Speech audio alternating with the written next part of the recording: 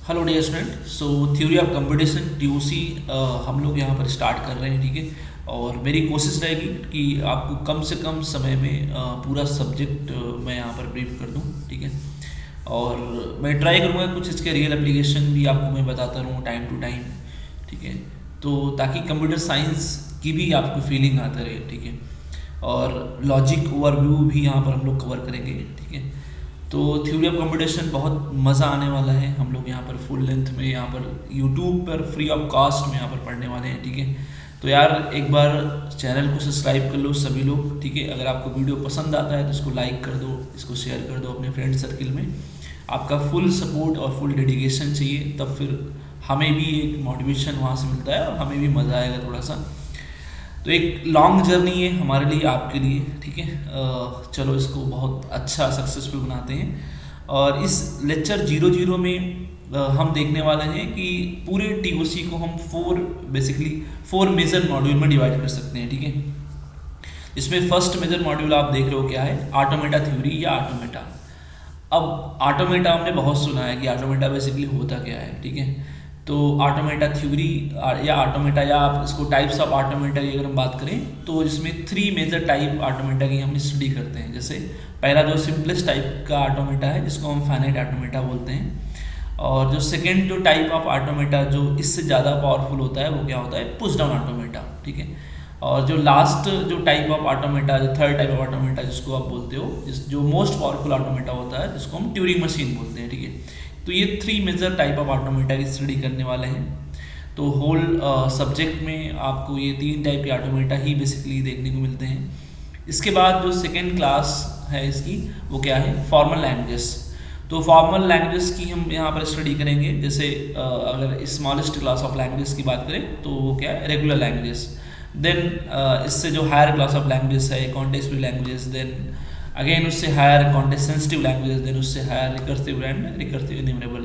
तो ये basically 5 major type of आपके फॉर्मल लैंग्वेजेस होते हैं जिसकी हम डिटेल में स्टडी करने वाले हैं, ठीक है। क्वेश्चन कैसे बनते हैं आपके सेमेस्टर में, कैसे क्वेश्चन बनते हैं, या गेट एग्जामिनेशन में क्वेश्चन कैसे बनते हैं, या जो वेरियस कॉम्पिटिटिव एग्जामिनेशन होता है उसमें क्वेश्चन कैसे बनते हैं।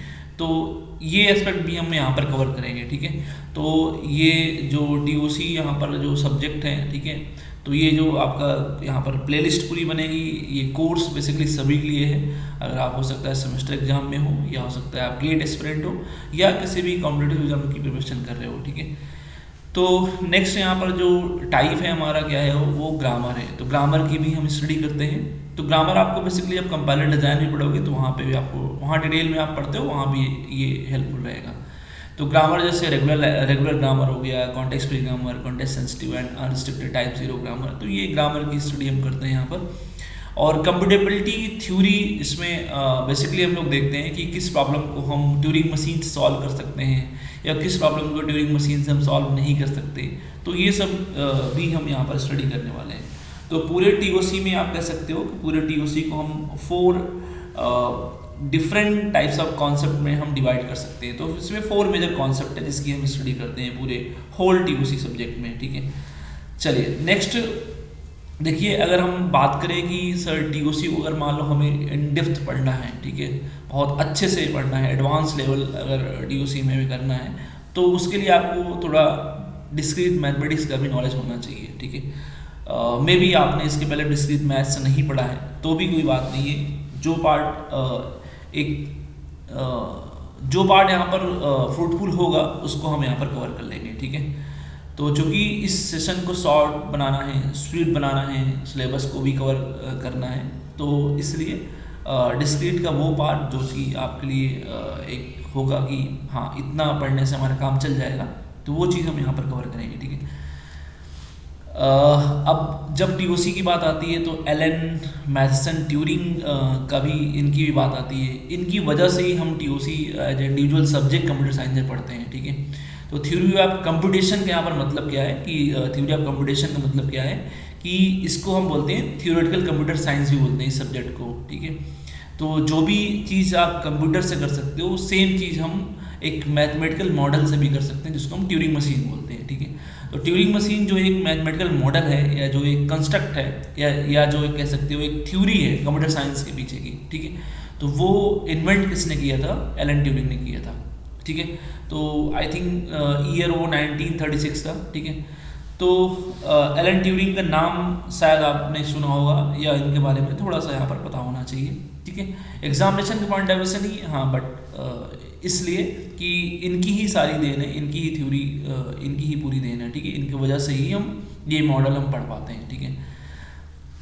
चलिए, अब होल सिलेबस को देखिए। किसी भी एग्ज़ाम की प्रिपरेशन अगर आप कर रहे हो तो उसमें जो सिलेबस दिया होगा वो ब्रीफ में देते हैं, ठीक है।